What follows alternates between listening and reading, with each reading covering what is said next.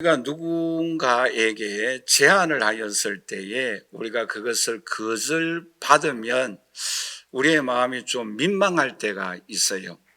가령 예를 들어서 우리 젊은 청년들이 청혼을 하였는데 거절을 경험하였을 때에 좀 마음에 민망할 때가 있습니다. 우리가 거절당할 때에 우리의 마음이 좀 외롭고 민망할 때가 있죠.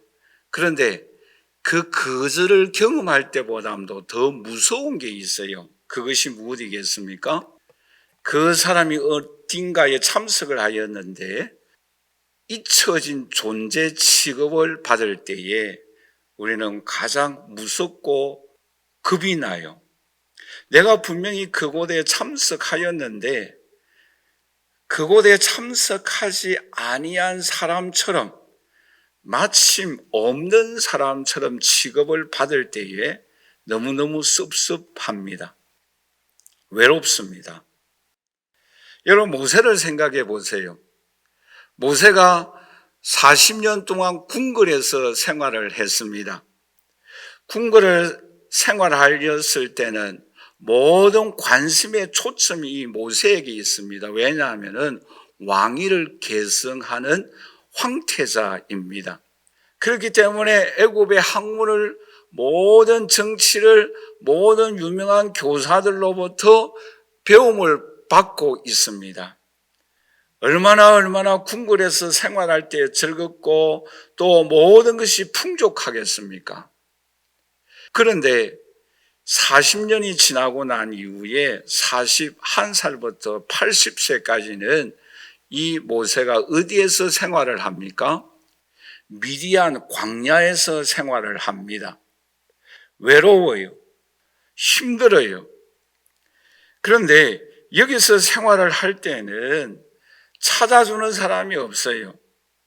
여러분, 오늘 본 말씀 출애굽기 3장 1절 말씀을 우리 한번 읽어볼까요? 모세가 그의 장인 미디안 제사장 이드로의 양떼를 치더니 그 떼를 광야 서쪽으로 인도하여 하나님의 산 호렙에 이르매라고 말씀을 하고 있죠. 직업이 무엇입니까? 양떼를 치고 있어요. 여러분 생각해 보세요. 궁궐에서 40년 동안 애굽의 모든 학문을 다 공부했어요. 모든 사람들의 이 관심의 초점이 모세였어요. 그런데 이제는 외로운 광야에서 생활을 합니다. 그것도 남의 그 양떼를 돌보고 있어요. 그럴 때 그런 생각하지 않겠어요? 내가 전공은 이것을 했는데 지금 여기서 내가 왜 이 일을 하고 있을까? 내가 이 나이에 여기서 지금 무엇 하고 있는가? 그런 생각을 하지 않겠어요? 그럴 때에 하나님이 어떻게 하십니까? 찾아가십니다. 여러분, 오늘 본 말씀 출애굽기 3장 2절 말씀해 보시면 불꽃 가운데서 하나님께서 모세에게 찾아가셔서 모세야 모세야 라고 부르고 있습니다. 여러분, 이 모세야 모세야 이름을 부르시는 이 하나님의 음성을 이 모세가 얼마나 간절히 사모하고 기다리고 있었겠어요. 그뿐만 아니라 오늘 본 말씀 조금 지나서 8절 말씀해 보시면 이렇게 말씀을 하고 있죠. 내가 내려가서 그들을 애굽의 손에서 건져내고 그들을 그 땅에서 인도하여 아름답고 광대한 땅, 젖과 꿀이 흐르는 땅, 곧 가나안 족속, 헷 족속, 아모리 족속, 브리스 족속, 히위 족속, 여부스 족속의 지방에 데려가려 하노라 라고 말씀을 하고 있습니다. 여러분 보세요. 모세가 자기 이름을 부르는 그 하나님의 음성을 얼마나 듣고 싶어 하였겠어요. 뿐만 아니라 이 모세의 가슴 속에 불타오르는 애굽 나라에서 노예 생활을 하고 있는 이스라엘 민족을 해방시키고자 하는 이 일을 꼭 하고 싶은데 이 일을 하라라고 말씀하고 있습니다. 얼마나 마음속에 기쁨이 있겠어요? 감격스럽겠습니까? 오늘 이 자리에 함께 예배드리는 저와 우리 사랑하신 성도 여러분, 오늘 저와 여러분들이 지금 어떤 상황 속에 있습니까? 마치 모세가 궁궐에서 생활하는 것처럼 감사할 일들이 많이 있고 즐거운 일들이 있고 보람된 일들이 있습니까? 하나님 앞에 감사할 수 있기를 간절히 소원합니다. 그런데 이 모세처럼 지금 광야에서 내가 왜 여기서 이 일을 이 나이에 하고 있는가? 의미 없는 신앙의 삶을 살아가고 있습니까? 마치 허송세월을 하고 있는 것 같습니까? 나에게 아무런 보람된 일들이 일어나지 아니하는 것 같습니까? 하나님은 그럴 때에 저와 여러분들에게 찾아오십니다. 그리고 오늘 우리에게 할 일을 주십니다. 그 은총을 경험하는 저와 여러분들이 되시기를 주님의 이름으로 간절히 축원합니다. 그러면 오늘 본문에서 하나님께서 모세에게 찾아가시는데 크게 세 가지 은혜를 베풀어 주십니다. 첫 번째 은총이 뭔가 하면은 우리 한번 다 같이 따라서 할까요? 하나님께서 모세에게 찾아가신다. 어디에 있을 때예요? 광야에 있을 때에. 여러분, 이 모세가 왜 광야에서 지금 생활을 하고 있습니까? 얼마 전만 하더라도 궁궐에서 생활을 했어요. 모든 사람들의 관심의 초점이 모세입니다. 그런데 왜 지금 이 광야에 쫓겨나서 외로운 생활을 하고 있습니까? 그 이유가 있어요. 그 이유가 뭔가 하면은 여러분 출애굽기 2장 11절에서 12절 말씀을 우리 한번 다 같이 읽어보도록 하겠습니다. 모세가 장성한 후에 한 번은 자기 형제들에게 나가서 그들이 고되게 노동한 것을 보더니 어떤 애굽 사람이 한 히브리 사람 곧 자기 형제를 치는 것을 본지라 좌우를 살펴 사람이 없음을 보고 그 애굽 사람을 쳐 죽여 모래 속에 감추니라 라고 말씀을 하고 있습니다. 여러분 생각해 보세요. 모세가 장성한 후에라고 말씀하고 있는데 이때 나이가 한 40세 이후가 되겠죠. 그리고 애굽 나라의 모든 학문을 다 공부하였어요. 그리고 그의 마음속에는 언젠가는 애굽 나라에서 포로 생활하고 노예 생활하고 있는 이 민족을 이스라엘 민족을 해방시키려고 하는 마음이 있었어요. 민족을 사랑하였어요. 그런데 밖에 시차를 나가니까 애굽 사람이 히브리 사람 자기 민족과 힘을 가지고 고통을 주는 거예요. 억압을 주는 거예요. 때리는 거예요. 그러니까 그의 젊은 마음속에 뭐예요? 민족을 향한 뜨거운 그 애국심이 있는데 그 힘으로 말미암아 그 애굽 사람을 쳐 죽이는 거예요.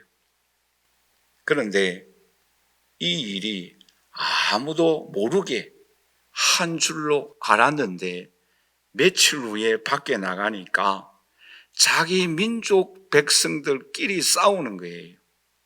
그 모습을 보고 이 모세가 어떻게 하는가 하면은 출애굽기 2장 14절에서 15절 말씀해 보시니까 우리 한번 다 같이 읽어보도록 하겠습니다.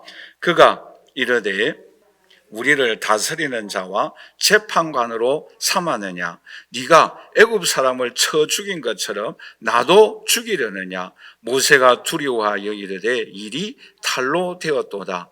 바로가 이 일을 듣고 모세를 죽이고자 하여 찾는지라. 모세가 바로의 낯을 피하여 미디안 땅에 머무며 하루는 우묵 곁에 앉았더라. 여러분, 왜 모세가 미디안 광야에 도망갔습니까? 애굽 사람을 쳐 죽였는데 아무도 보지 못한 줄로 알았어요. 또한 자기 백성 히브리 민족은 자기의 이 애국심을 이해할 줄 알았어요. 그런데 이 히브리 민족이 어떻게 합니까? 두 사람이 싸우는데 말리려고 하니까 네가 재판관이냐? 네가 어느 날 애굽 사람을 쳐 죽였는데 우리도 죽이려고 하느냐?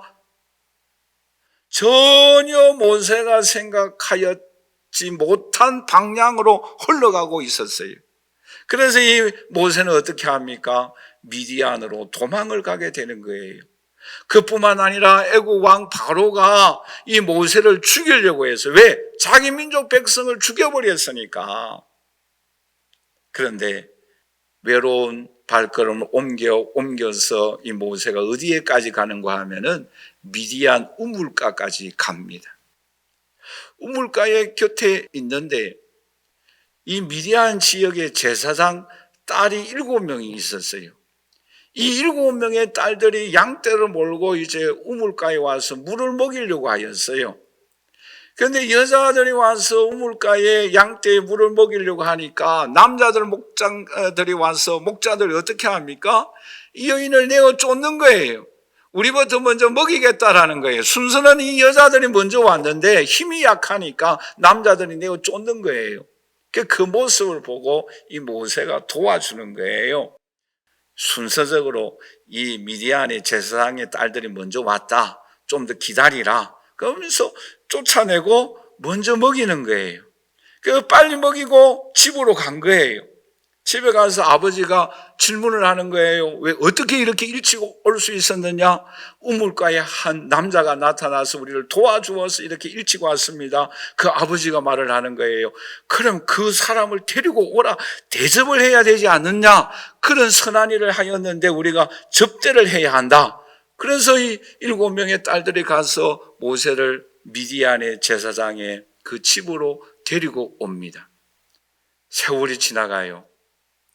하루, 이틀, 10년, 20년, 40년의 시간이 지나갑니다.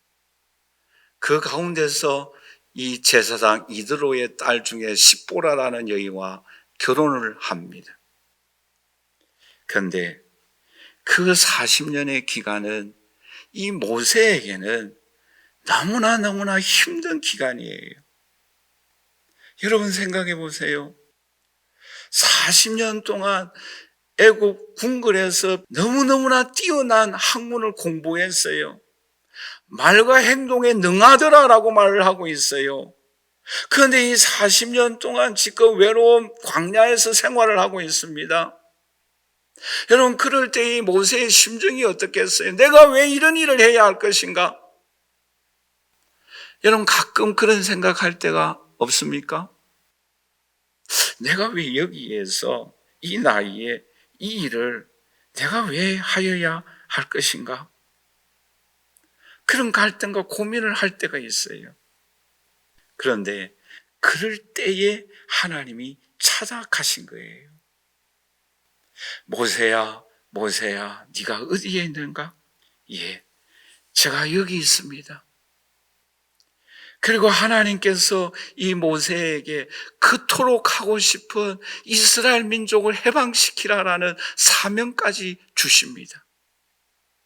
그런데 여러분, 언제 하나님이 이 모세에게 찾아가시는가? 오늘 보면 조금 앞에 출애굽기 2장 23절을 우리 한번 다 같이 읽어보도록 할까요? 여러 해 후에 애굽 왕은 죽었고 이스라엘 자손은 고된 노동으로 말미암아 탄식하며 부르짖으니 그 고된 노동으로 말미암아 부르짖는 소리가 하나님께 상달된지라. 이스라엘 백성들의 고통하고 그 고통으로 인하여 부르짖음이 하나님께 상달될 때에 하나님께서 모세에게 찾아가셨어요. 뿐만 아니라 또 하나 중요한 원인이 있어요. 출애굽기 4장 19절을 우리 보실까요? 우리 한번 다 같이 읽겠습니다. 여호와께서 미디안에서 모세에게 이르시되 애굽에 돌아가라. 왜요? 내 목숨을 노리던 자가 다 죽었다. 이스라엘 백성들이 고통으로 인하여 하나님께 부르짖는 그 기도가 하나님께 상달될 때에 하나님께서 모세에게 찾아가셨어요. 또 하나는 모세의 생명을 찾는 애국 왕이 죽었을 때에 그 원수가 죽었을 때에 하나님이 찾아가셨습니다. 오늘 이 자리에 함께 예배드리는 저 우리 사랑하신 성도 여러분, 오늘 우리에게도 언제 하나님이 찾아오십니까?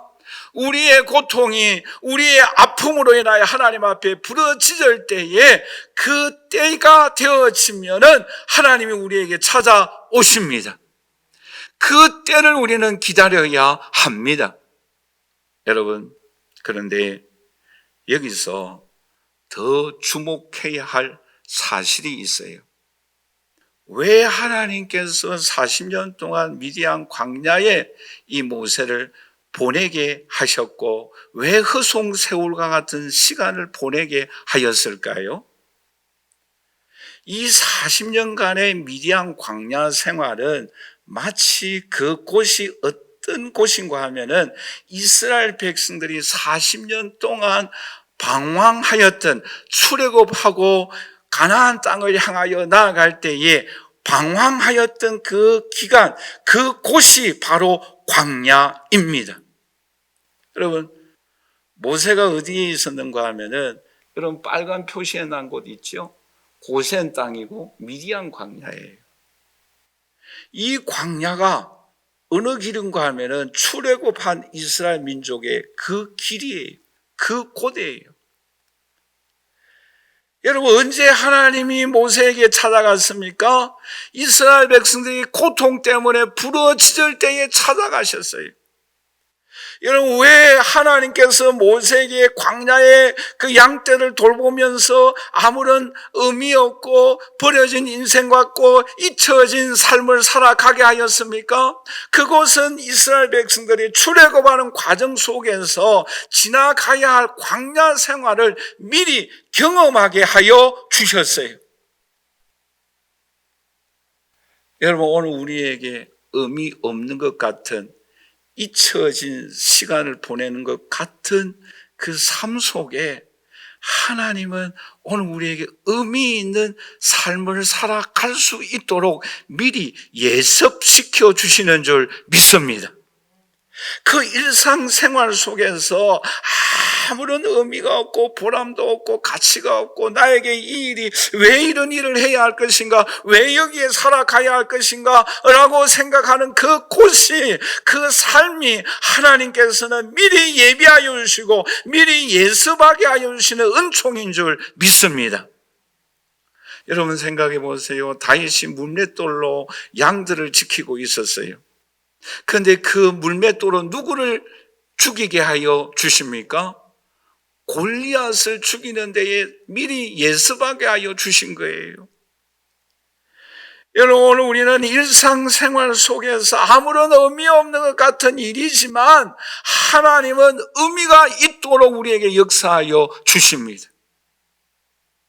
그러므로 오늘 이 자리에 함께 예배드리는 저와 우리 사랑하신 성도 여러분, 오늘 우리에게 참으로 의미 없고 무가치하고 잊혀진 존재로 살아가고 있는 그 현장이 오늘 우리에게 있을 수 있습니다.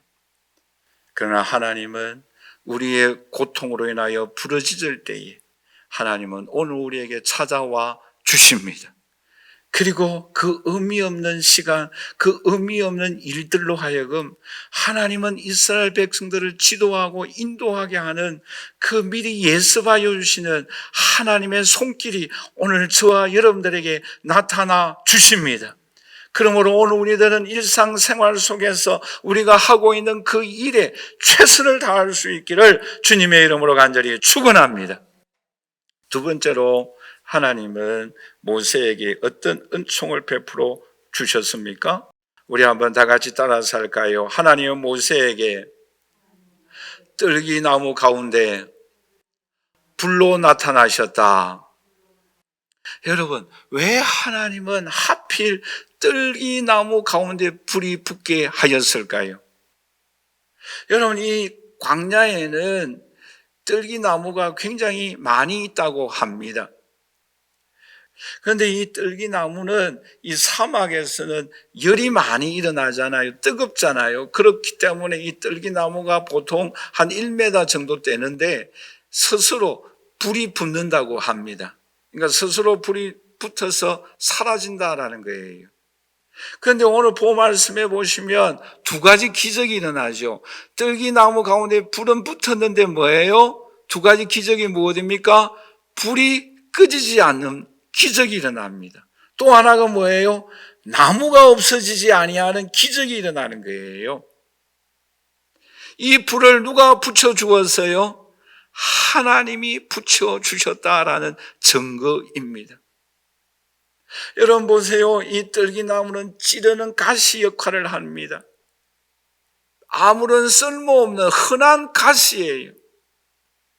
오늘 이 자리에 함께 예배드리는 저 우리 사랑하신 성도 여러분, 하나님은 아무 쓸모없는 평범한 사람에게 또한 찌르고 고통스러우고 너무나 힘들어하는 사람에게 하나님께서 오늘 우리에게 불을 붙여 주십니다. 여러분, 이 불은 어떤 불이에요? 성령의 불인 줄 믿습니다. 소멸하는 불이에요. 능력의 불이에요. 하나님의 영광의 불이에요. 이 영광이 오늘 우리에게 붙어야 될 줄 믿습니다. 여러분, 히브리서 12장 29절에는 이렇게 말씀하고 있죠. 우리 한번 다 같이 읽어보도록 하겠습니다. 우리 하나님은 소멸하는 불이시다라고 말씀하고 있습니다. 오늘 이 자리에 함께 예배드리는 저와 우리 사랑하신 성도 여러분, 오늘 우리의 마음을 아프게 하였고 상처가 있고 고통이 있는 모든 그 상처들이 여호와 하나님께서 이 시간 그 불이 임하여서 소멸되어지고 깨끗하게 고침받는 은총이 임할 수 있기를 주님의 이름으로 간절히 축원합니다. 우리의 모든 상처가, 우리의 모든 질병이, 모든 병균들이 예수 이름으로 명하노니 하늘의 불이 우리에게 임할지어다. 다 불타 버릴 수 있기를 주님의 이름으로 간절히 축원합니다. 뿐만 아니라 이 능력의 불이 오늘 우리에게 임하여야 합니다. 여러분, 누가복음 24장 49절에 이렇게 말씀을 하고 있죠. 볼지어다 내가 내 아버지께서 약속하신 것을 너희에게 보내리니 너희는 위로부터 능력으로 입혀질 때까지 이 성에 유하라 하시니, 위로부터 능력의 불이 오늘 저와 여러분들에게 임할 수 있기를 주님의 이름으로 간절히 축원합니다. 여러분 보세요. 무디도 너무나 약한 존재입니다. 뜰기 나무와 같아요. 근데 이 무디 구두 수성공이 목사님이 되셨어요. 그리고 말씀을 전합니다. 예배를 마쳤어요. 지나가는 성도님이 목사님 설교는 졸립니다. 능력이 없습니다. 목사님 성령 충만할 수 있도록 제가 기도하겠습니다. 여러분, 이런 말을 들으면 무디 목사님 마음이 어떻겠어요? 너무나 힘든 거예요. 그런데 이 목사님은 이 말씀을 듣고 난 이후에 너무너무 힘들지만 하나님 앞에 기도하는 거예요. 매달리는 거예요. 하나님, 나에게도 성령 충만을 베풀어 주시옵소서, 능력을 더디펴 주옵소서.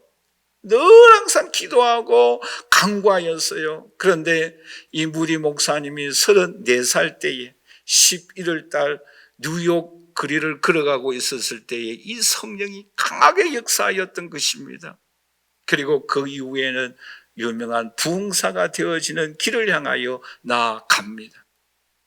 오늘 이 자리에 함께 예배드리는 저와 우리 사랑하신 성도 여러분, 오늘 저와 여러분들에게도 이 하늘의 불이, 능력의 불이 저에게도 여러분들에게도 다 임할 수 있기를 주님의 이름으로 간절히 축원합니다.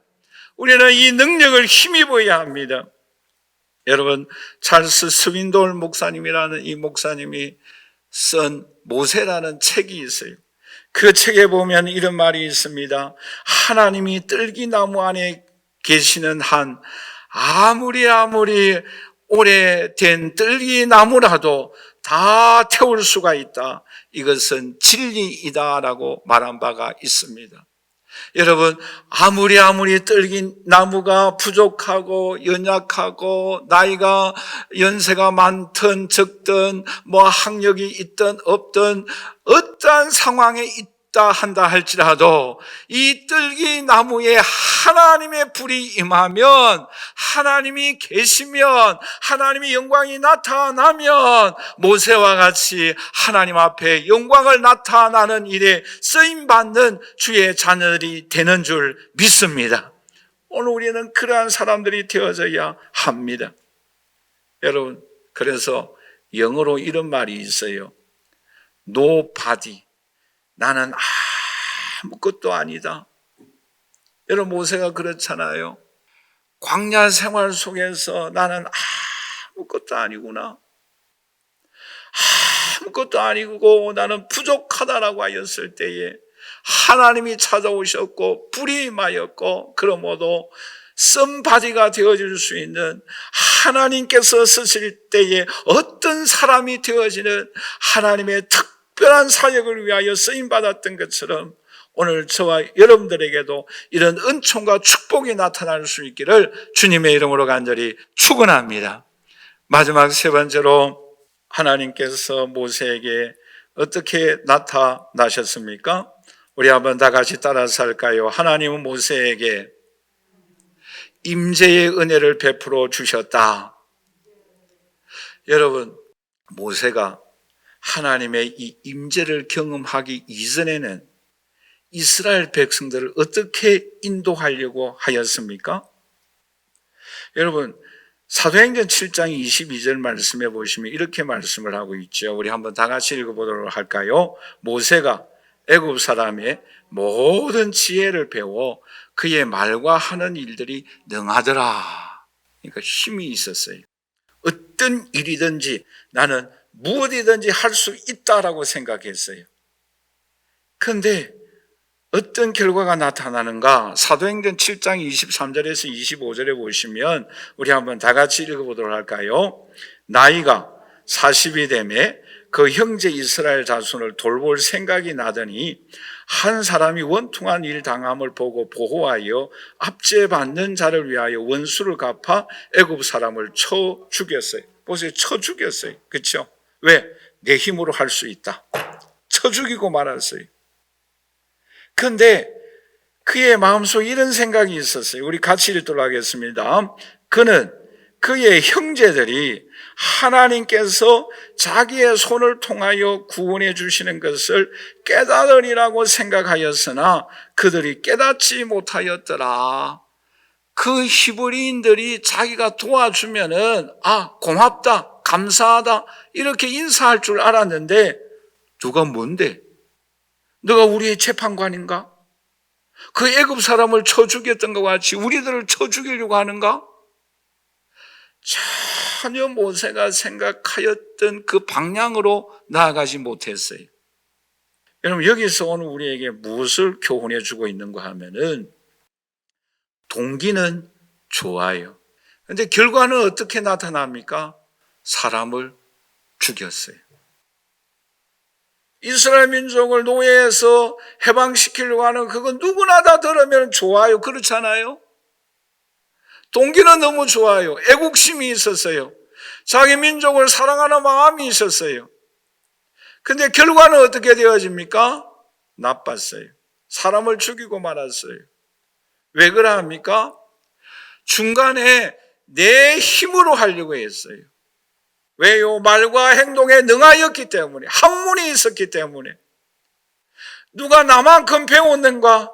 누가 나만큼 말을 잘하는가? 누가 나만큼 지혜가 있는가? 나만큼 능력이 있는가? 내 힘으로 했어요. 그러는 결과가 나쁠 수밖에 없었어요. 중간에 뭐가 들어가야 합니까?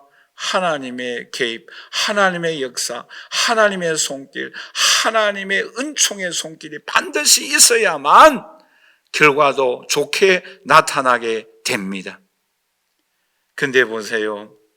모세가 결과가 좋지 아니할 때에, 미디안 광야에서 생활하였을 때에 하나님은 어떻게 개입하여 주십니까? 오늘 본 말씀 출애굽기 3장 3절 우리 한번 다 같이 읽어보도록 하겠습니다. 이에 모세가 이르되 내가 돌이켜 가서 이 큰 광경을 보리라. 떨기나무가 어찌하여 타지 아니하는고 하니. 이런 모세에게 광야 생활 속에서는 나는 아무것도 아니다. 내가 왜 이런 일을 하고 있는가? 나는 잊혀진 존재이다라고 생각할 때에 하나님의 영광이 임하였어요. 하나님이 개입하기 시작합니다. 하나님의 영광이 나타나는 거예요. 신약 시대를 우리가 생각한다고 한다면 사도행전 2장에 나타난 오순절 성령의 강림을 이 모세가 경험하게 되는 거예요. 성령이 뜨겁게 불로 임하였던 것입니다. 그뿐만 아니라 하나님은 이 모세에게 사명을 주십니다. 그리고 한 걸음 더 나아가서 하나님은 이 모세에게 어떤 은혜를 베풀어 주십니까? 출애굽기 3장 11절부터 12절까지 우리 한번 다 같이 읽어보도록 하겠습니다. 모세가 하나님께 아뢰되 내가 누구이기에 바로에게 가며 이스라엘 자손을 애굽에서 인도하여 내리이까? 하나님이 이르시되 내가 반드시 너와 함께 하시리라. 할렐루야. 성령의 감동을 받았어요.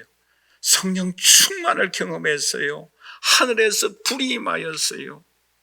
그뿐만 아니라 내가 너와 함께하여 주시겠다라는 은총을 베풀어 주십니다. 우리 한번 다 같이 따라서 할까요? 하나님이 함께하여 주신다. 이 놀라운 은혜와 축복을 이 모세가 받습니다. 여러분 생각해 보세요. 그의 마음속에는 불타오르는 민족계가 있었어요. 그 민족계를 가지고 자신의 힘으로 이스라엘 민족을 구원할 수가 없어요. 그러나 이제는 뭐예요? 하나님의 영광이 임하였어요. 하늘의 불이 임하였어요. 하나님이 함께하여 주신다라고 약속하였어요. 그럴 때에 이 모세는 이스라엘 민족을 넉넉하게 인도하여 주었습니다. 사명을 감당하게 됩니다.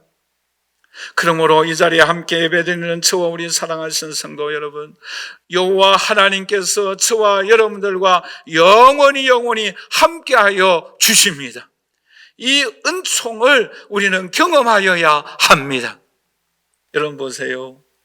이렇게 하나님의 성령의 불을 영광을 보고 난 이후에 이 모세에게 하나님은 두 가지 큰 은총을 또한 베풀어 주십니다.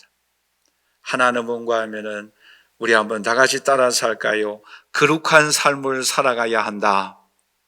우리가 하나님의 영광을 본 사람으로서 이제는 어떠한 삶을 살아가야 하는가 하면은 거룩한 삶을 살아가야 합니다. 여러분 이 영광을 보고 모세에게 하나님은 어떻게 말씀하고 있습니까? 출애굽기 3장 5절 말씀에 우리 한번 다 같이 읽어보도록 할까요?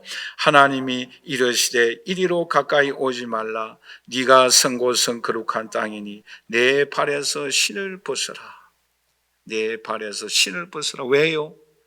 종은 신을 신지가 않아요. 신을 벗어야 합니다. 지금까지는 이 모세는 애국 왕의 명령에 따라 살아갔어요. 그 신발을 벗고 이제는 하나님의 만왕의 왕의 명령에 따라 순종하며 살아가야 한다라는 거예요. 이제부터 너는 하나님의 종이다라는 거예요. 여러분 이 모세가 하나님의 영광을 보고 난 이후부터 출애굽기 4장부터 모세가 하나님의 명령에 따라 다 순종합니다. 하나님의 말씀에 따라 살아갑니다. 여러분 출애굽기 39장 43절 말씀을 우리 한번 다 같이 읽어보도록 할까요? 모세가 그 마치 모든 것을 본즉 여호와께서 명령하신 대로 되었으므로 모세가 그들에게 축복하였다. 모세가 이제부터 하나님의 말씀에 따라 순종해요. 왜요? 신을 벗었어요. 왜요? 하나님의 종이다라는 거예요. 이제는 하나님의 명령에 따라 말씀에 따라 살아간다라는 거예요. 더 나아가서 출애굽기 40장 32절에서 34절 말씀해 보시면 이렇게 말씀하고 있죠. 우리 한번 다 같이 읽어보도록 하겠습니다. 그들이 회막에 들어갈 때와 제단에 가까이 갈 때에 씻었으니 여호와께서 모세에게 명령하신 대로 되니라. 그는 또 성막과 제단 주위 뜰에 포장을 치고 뜰문에 휘장을 다니라. 모세가 이 같은 역사를 마치니 구름이 해막에 덮이고 여호와의 영광이 성막에 충만하매. 보세요. 모세가 하나님 말씀에 따라 성막도 다 건축하였을 때 그럴 때 뭐가 임하였어요? 하나님의 영광이 임하였습니다. 오늘 이 자리에 함께 예배드리는 저 우리 사랑하신 성도 여러분, 우리가 하나님의 말씀에 따라 행할 때에 하나님의 영광이 오늘 우리에게 임하여 주십니다. 이 은총을 경험할 수 있기를 주님의 이름으로 간절히 축원합니다. 더 나아가서 마지막 두 번째로서는 사명을 주십니다. 오늘 본 말씀 9절인데 우리 한번 다 같이 읽어보도록 하겠습니다. 이제 가라. 이스라엘 자손의 부르짖음이 내게 달하고 애굽 사람이 그들을 괴롭히는 학대도 내가 보아노라. 여러분, 모세가 그토록 하고 싶은 사명을 누구로부터 받습니까? 하나님으로부터 받는 거예요. 전에는 자기 자신이 하려고 했어요. 그러나 결국에는 사람을 죽이고 말았어요. 실패하고 말았어요. 그러나 이제는 하나님의 영광을 보고 하나님으로부터 사명을 받아요. 그럴 때 하나님은 이 모세에게 필요한 모든 것을 다 공급하여 주십니다. 여러분, 어떤 은혜를 베풀어 주십니까? 형 아론이 함께하여 주셨어요. 그리고 모세의 손에는 하나님의 지팡이가 들리워져 있었어요. 그리고 하나님이 함께하여 주셨습니다. 어느 곳에 있든지 모세와 하나님은 함께 동행하여 주시는 은총으로 인하여 이 많은 이스라엘 백성들을 광야에서 인도하여 주시는 귀한 능력을 행하게 되어집니다. 출애굽시키는 놀라운 지도자가 되어집니다. 오늘 이 자리에 함께 예배드리는 저와 우리 사랑하시는 성도 여러분, 오늘 저와 여러분들도 내 힘으로 하는 것이 아니라 하나님이 공급하여 주시는 힘으로 모든 일들을 행하여서 하나님의 도우심을 힘입고 하나님 앞에 영광 돌리며 오늘 우리의 신앙 삶에 주어져 있는 사명을 넉넉하게 감당해 나아가는 오늘 저와 여러분들이 되시기를 주님의 이름으로 간절히 축원합니다. 결론적으로 말씀을 맺겠습니다. 오늘 이 자리에 함께 예배드리는 저와 우리 사랑하신 성도 여러분, 오늘 우리에게 때때로는 의미 없는 내가 하필 왜 이런 일을 해야 할 것인가 라는 생각을 할 때가 있습니다.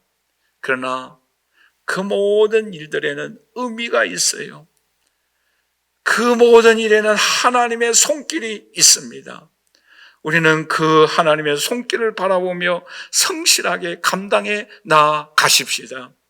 그리고 성령의 능력의 불을 받는, 권능을 받는 오늘 저와 여러분들이 되시기를 주님의 이름으로 간절히 축원합니다. 그래야 하나님의 임재를 경험하고 내 힘이 아니라 하나님의 힘으로 우리에게 주신 귀한 사명들을, 일들을 넉넉하게 감당하여 하나님 앞에 영광 돌리며 보람과 의미 있는 하루하루가 되시기를 주님의 이름으로 간절히 축원합니다.